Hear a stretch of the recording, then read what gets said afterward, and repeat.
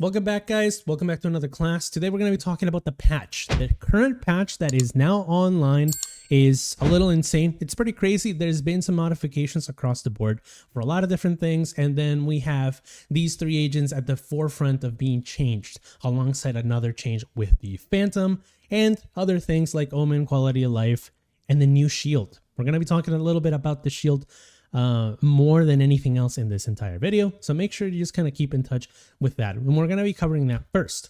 In terms of all the content that we're going to be looking at, we're going to first touch on the shield, how you can use it, how to use it properly, and then we're going to go through the agents really quickly since they're a little less important in consideration of what this entire video is about.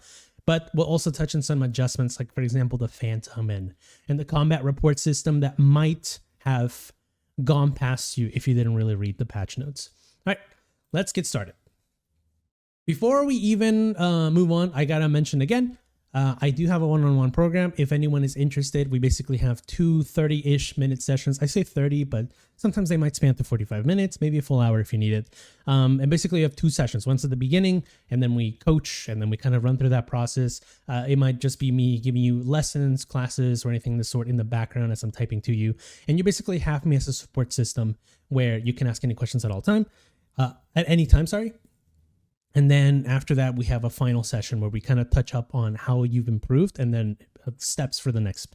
So as you can see, players will always see a massive improvement, even if they haven't been directly in touch. So for example, this is a student that I had, and then within a couple weeks after he was done with about 2 months of coaching, he was able to propel himself from just being in Diamond all the way to Immortal. So really happy to see stuff like this. Okay, so normally when you see normally you'll see an improvement within 3 weeks once you first start. So if you're someone that's interested in this, give that a shot. Let's talk about the shield now. The shield is a little bit interesting in how it works. First, it is important to consider whether it is just about changing the meta or whether it's just a niche option. When it comes to the way that I've been using it and the way that I've seen that players tend to use it a little bit more, it's more niche than anything. It's not going to save you out of a tough situation in most scenarios, but it does have its uses when used properly. And this is where the niche part comes in. It's not going to change any metas just simply because it's not going to be like the half shield meta that we had in the past. There are weapons that are being promoted due to the change, and we have things like the Outlaw that's becoming a little bit more important, and also the Phantom, which we will touch on a little bit later. But the thing about the shield itself is that it is not a replacement for half shield, but a replacement for an option for players who have a little bit of extra money that can't really be spent into utility, but more into survivability. The way that you have to look at it is that the damage hit is taken by the shield entirely. If you haven't been aware, the shield itself takes 66% of the damage. So you always lose a little bit of HP when you take that shield point, okay? As that happens and then you continue to play, you'll lose the shield, but then you'll have a little bit of HP left. The way that this thing works is that you have 25 points of HP by the shield, and it absorbs it fully, but it also has 50 points in the background. It's a little bit of a bank that you can always use to restore. And when you're playing and you take a little bit of damage, it'll always use that pool and come back up. When you move on to the next round, it'll keep that pool the same, so you won't get like a full refresh on that 50. But it's really good in the current meta because if you haven't been playing currently with the way that the rank system works and whatnot, there is almost no payoff system for not spraying a smoke. Not spraying a smoke, a corner, maybe an angle pre-firing, all of these things are really useful in clearing areas and making sure you do damage. And this chip damage adds up. A lot of abilities also do chip damage, and that also adds up. And this is a really good option for those players that want to make aggressive plays despite the fact that they're on eco rounds, and they can't because they're just going to be chipped down, and by the time that it's time to push, they can't.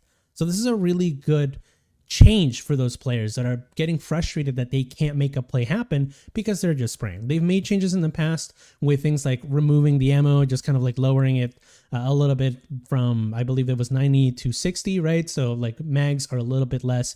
So you have all of those changes, but they were not enough. This is still a problem. So this is where this shield comes in. So how does it work? When you are basically playing, you're going to realize that you're going to be taking that damage, and you're going to realize when you take that damage, it doesn't affect your HP pool. Meaning that as long as you lose only 25 of that like HP. So again, it could be through chip damage. You're not going to lose any of that HP.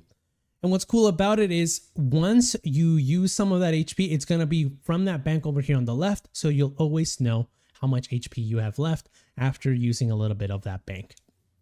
So how does it work?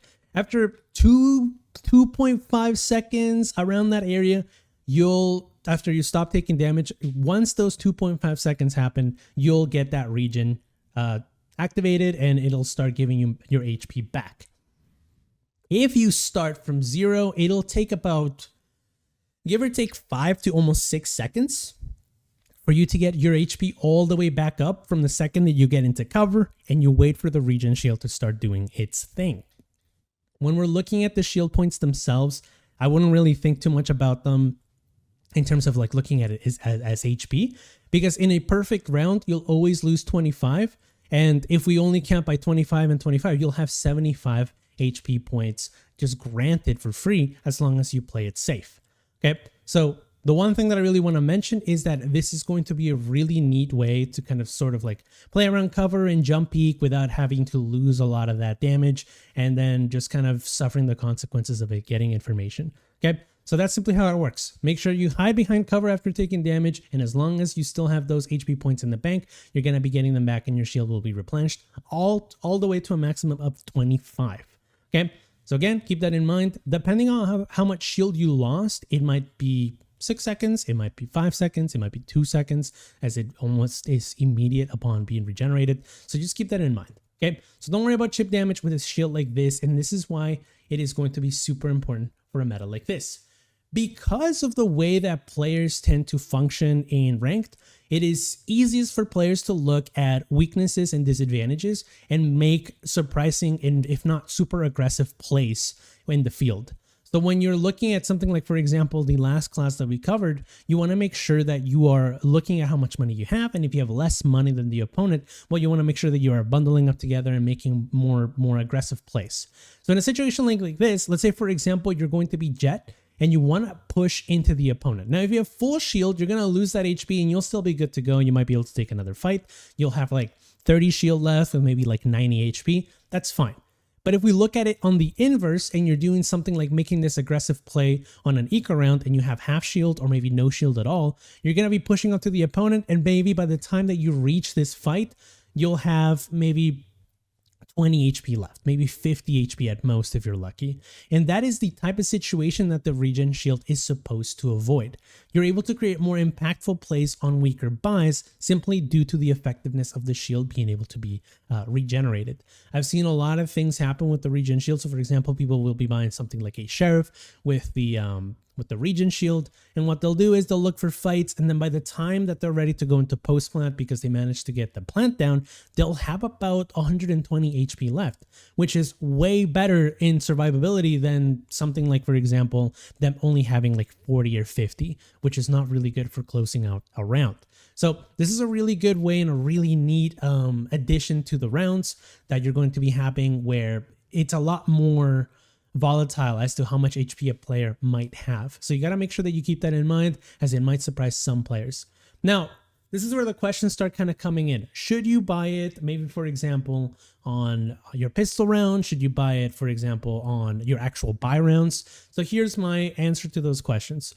When you are playing on pistol, there is some effectiveness to it if you're going to be sort of like jumping around corners and kind of playing around that spacing. So for example, let's say you start over here and you're playing bind and you want to jump peek this area. That's a perfect use of that. Bind is a really popular map for things like Raze, for example, or maybe, for example, you might see a gecko that might throw a molly. You might lose some of that HP, but in this situation, you wouldn't even have to worry about it. You wouldn't bat an eye as to losing something like maybe, for example, 20 points of HP because your shield would regenerate.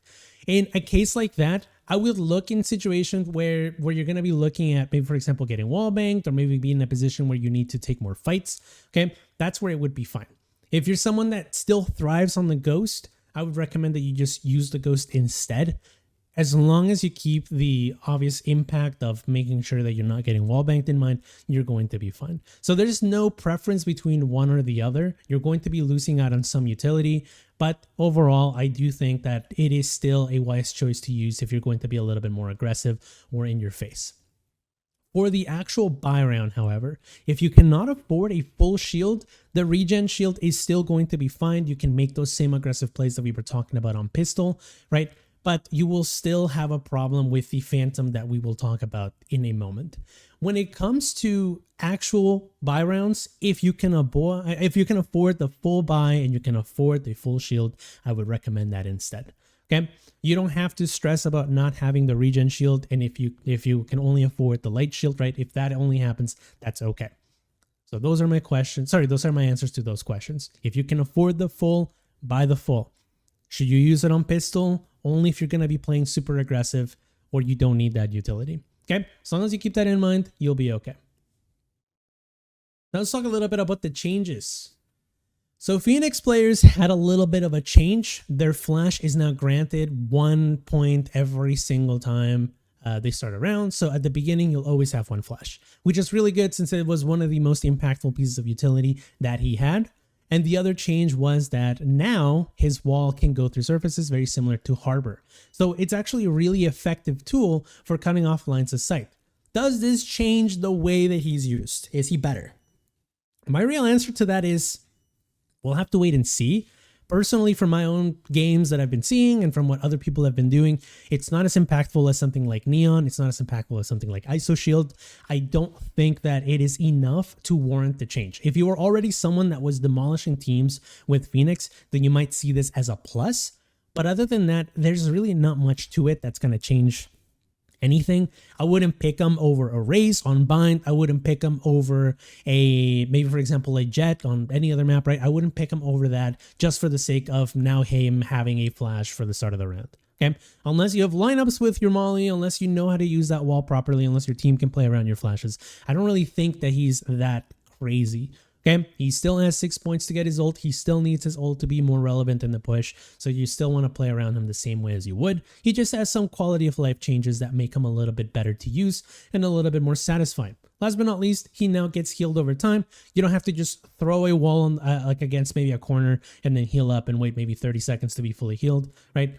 You're now going to be able to just touch that wall as you enter and you can heal up on the way there. Okay, so this is a really good way of being able to use your utility without having to waste space or maybe staying behind the team. Okay, so this is what my thoughts are on the current Phoenix changes. What about other things? Cypher is no longer as scary, okay? If you're someone that's been struggling with his God trips, you no longer have to worry about that. If you have someone that's watching the potential swing that the Cypher might have, then you'll be okay. More often than not, I've been kind of like playing a little bit more Cypher to kind of see how the changes affect them. And overall, they don't really seem that crazy at first, but the way that Cyphers would play it is maybe, for example, they would have one ways or they'd be playing around cover and maybe just waiting for that trip to be acted on. And unless they are watching that trip directly and they're catching them off guard, or unless the trip is a little bit harder to find, you're going to have a really difficult time confirming the kill. Now, by no means is this an impossible task. Of course, there's still some skill behind that. There's still going to be some things that you can easily do, but it's not as easy as before. And I think that as long as you're watching that swing that the Cypher might have to try to confirm the kill, you're going to be able to have an easier time confirming, the information as to where Cypher is and, being able to take down the trip before it's too late. I do think that he's no longer as scary, and I think that's one of the better things about this patch. Since Cypher was almost impossible to deal with and your only real counter was to either break down the trips with utility or to just avoid them altogether, or maybe just kind of push him in a split, so to make sure that you can overwhelm him, right? If you didn't have those options in mind, or you were playing against a team that was really coordinated, or if your team wasn't as coordinated, then you were going to struggle with the Cypher. So now this is a lot easier for solo players to be able to swing into the trip, kill the trip, and then push in if they can, assuming that the Cypher didn't get them and he wasn't traded out. Okay. Last but not least, his ultimate got changed. He was ulting way too frequently, and I do think that this change is not going to change much. It's not substantial enough to make him a worse character. He's still really good. It's just that it's not going to be as frequent, and he needs to be a little bit more attentive to where the trips are. That's about it. He's a little bit less scary, but he's still a strong character. By no means does this change the fact that you have to go back to Killjoy or that you need to play the new character Deadlock, right? That doesn't mean that you can still play Cypher. You're still going to be good. He's just not oppressive enough to the point that you have to pick him. He's no longer a must pick, in my opinion. Okay, as long as you keep that in the back of your mind, you'll be okay in the choices that you make. You shouldn't feel pressured to just pick Cypher just because people think that he's this scary force. These changes do balance him out just a little bit, but we'll have to see just how these changes affect them in the future. Maybe they'll become even worse as the patch goes on. What about other things? We talked about maybe Battle Sage a little bit. So Sage had some changes. The ultimate, the res, is now a little bit more cheaper. It's just slightly cheaper, 1 point. So now it's 7 ult orbs. So if the Sage is maybe grabbing an orb and getting a kill or dying and then planting Spike, they might be able to get a res every 3, maybe potentially every 4 rounds, which is actually really good considering that back then it would take forever to really get that 8-point ult to activate. But the thing about it is that the self-heal went from 30 to 50, and the slow orb already has a change that we've kind of like talked about in the past. I'm not really going to talk about the concussed changes in general, but it's just simply if you are concussed or you're under a slow and you have a movement ability, you won't be able to use that movement ability to its full potential. And that's pretty much it. If you're someone that could dominate with Sage before, you're going to dominate now. There's really no difference to that. It's just a little bit more forgiving if you pick the Sage. However, I wouldn't pick her over anything else. I wouldn't pick her over a Cypher or a KJ or even a Deadlock, okay?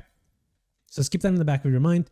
I would rather have a more typical and more traditional Sentinel than a Sage, unless the map warranted or you have a certain play in mind. But that's pretty much that for Battle Sage. What about some quality of life improvements? So Deadlock had a weird thing with her ult where they would get caught in certain pieces of geometry, or maybe they would confirm the ultimate through maybe different pieces of maybe through a window. If the ultimate couldn't reach the end of the rope, the ultimate wouldn't kill and it wouldn't confirm. Now, as long as the timer goes out, you'll be able to confirm that. I think that's a pretty nice little buff. It's not enough to make her go to the top of the charts, but it makes her ultimate a little bit better. It would get caught on weird places, and now it's a little bit better than that. Clove smokes are a lot easier to differentiate, so if you were someone that was asking the clove, hey, was that yours or theirs, you now will be able to tell a little bit more. The colors are a little bit clearer, and you can see whose smokes are whose, so I think that's a really good change.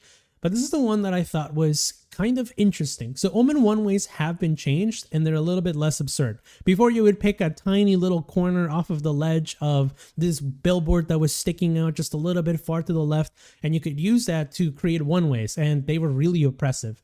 It was really interesting to see how Omen was very important to the meta in higher levels of play, simply because his flash was insane and he could create one-ways which are really difficult to push against in most defensive situations. Now that has changed. In situations where any other character can put a one-way, now he can as well. So he's going to become a little bit less oppressive in that sense, but at the same time, his flash still keeps him very consistent. So I wouldn't worry too much about it, but one-ways have definitely taken a dip. So if you're picking him at higher level plays, I wouldn't necessarily be too distraught by this, but at the same time, it is kind of a problem for Omen players that have been mastering this agent for a while. Okay, but this opens up new avenues for characters like Brimstone to kind of be reintroduced back into the meta, and maybe potentially Astra, who's been getting some changes from the past. What about the new quality of life adjustments for the weapons and generally for the combat report? Let's talk about the combat report first. If you're someone that wasn't fully aware about the changes, maybe for example, when you die, you'll see a little bit of maybe for example, an hourglass that's moving, right?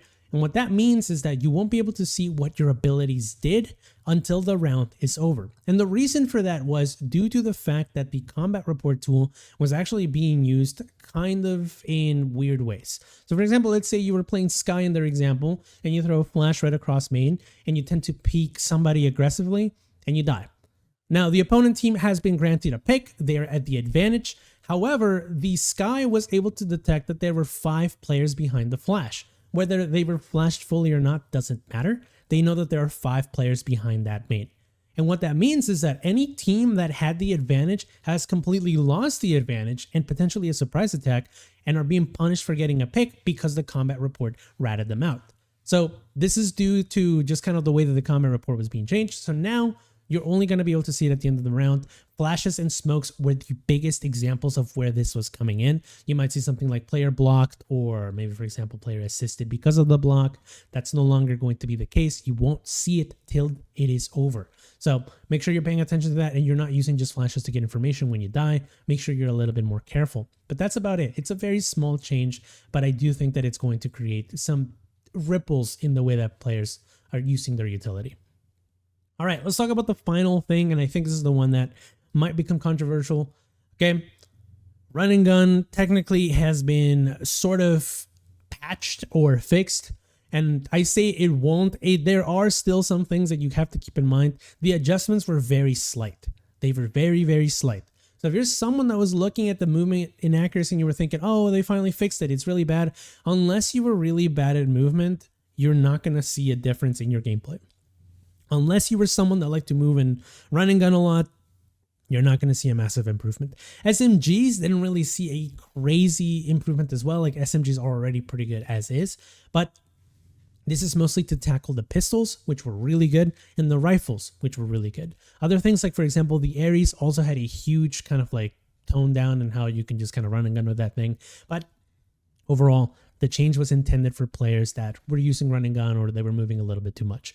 I don't believe that this is going to fully fix run and gun. I think run and gun is inherently there just due to the fact that abilities constantly make you move, and due to the fact that agent abilities like Jet Dash and maybe, for example, Neon Slide are already movement abilities. So people are already expecting to move.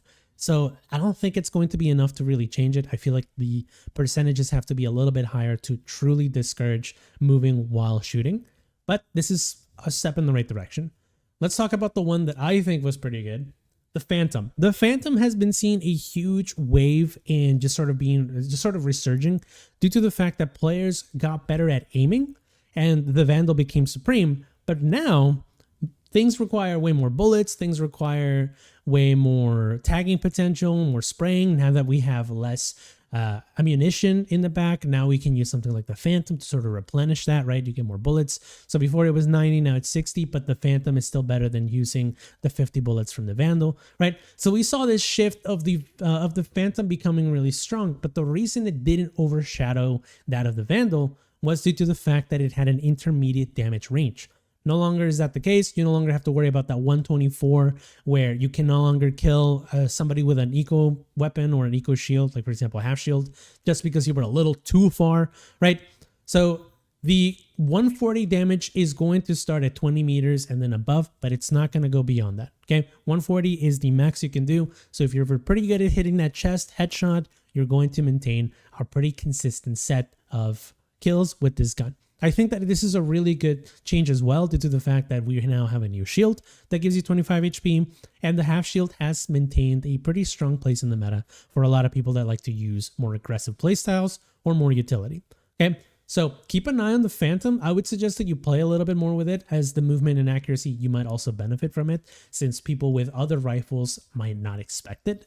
Okay, so this might be a good change for the Phantom, and you might see it a little bit more. I do think this is for the best. The Phantom has been really weak. Do I think it's better than the Vandal? Not by a long shot. I still do think that if you can hit your shots, you should just pick the Vandal instead. But I think this is going to be a really good way to combat those half shields. Okay, you want to make sure you get that chip damage in. You want to make sure you're spraying them down. This is a really good weapon for that. Okay, not a replacement for the Vandal, but if you're someone that wants to still kind of stay in the game, a Phantom, spray down smokes, you're going to be okay. Last but not least, the Frenzy and the Ghost had their magazines switched. Okay, so now we have 13 bullets with the Ghost and 15 with the Frenzy. I think this was good. I'm not going to say much more about this. If you're someone that like to use the Ghost and you had those 2 bullets removed, you won't really feel them as much until you're someone that, doesn't reload as much. So I wouldn't really think too much about that, but the Frenzy is worth using. Try it a couple times, play with it.